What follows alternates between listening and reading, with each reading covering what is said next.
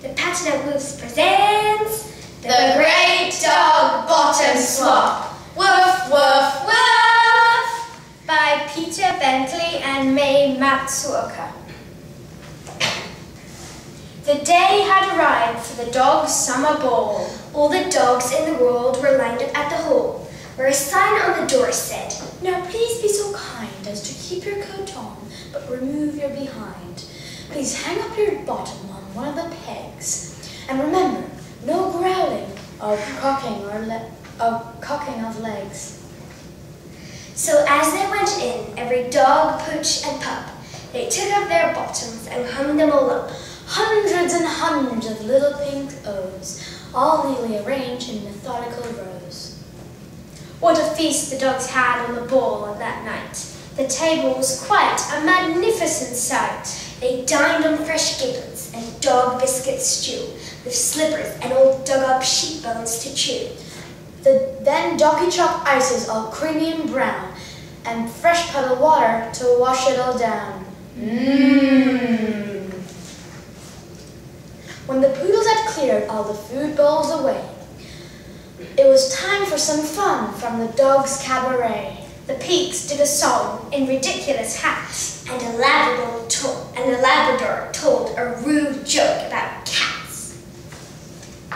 Then Coco the Conjurer got a huge laugh by pretending to saw a Dalmatian in half. And now, Coco said to great whiffs of applause, it's time for the dancing, so up on your paws!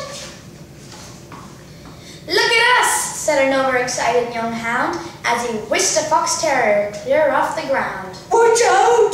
Cried a sensible boxer named Clive, as the hound and the terrier started to jive. They swirled and they twirled even faster and faster until... Oh, dogastrophe! What a disaster! The twirling was more than the Afghan could handle. He suddenly tripped and knocked over a candle, which fell on the curtains, which promptly caught fire, being old and quite cheap, sending the flames even higher. Some dogs broke the rule that the forbade hind leg cocking, but the fire soon spread with a speed that was shocking.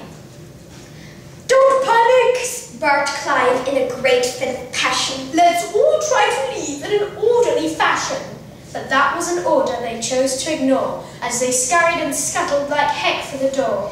As the last dog shot out of the hole with a bark, the lights all went and the whole place went dark. Wait a minute, said Clive to the panicking mutts. Our bottoms, we must save our butts! So into the cloakroom they bumbled and tumbled, and soon all of the bottoms were hopelessly jumbled, as every dog grabbed the first bottom they saw and fled the great fire with a bum in their paw. Luckily, every dog got out alive, and no one was caught by fire except Clive, and some others whose tails had been singed all away, which is why those dogs have no tails to this day. And all the dogs' bottoms were rescued as well, but because of the darkness, no doggy could tell whose bottom was whose in the panic and scrum. So each dog went home with another dog's bum!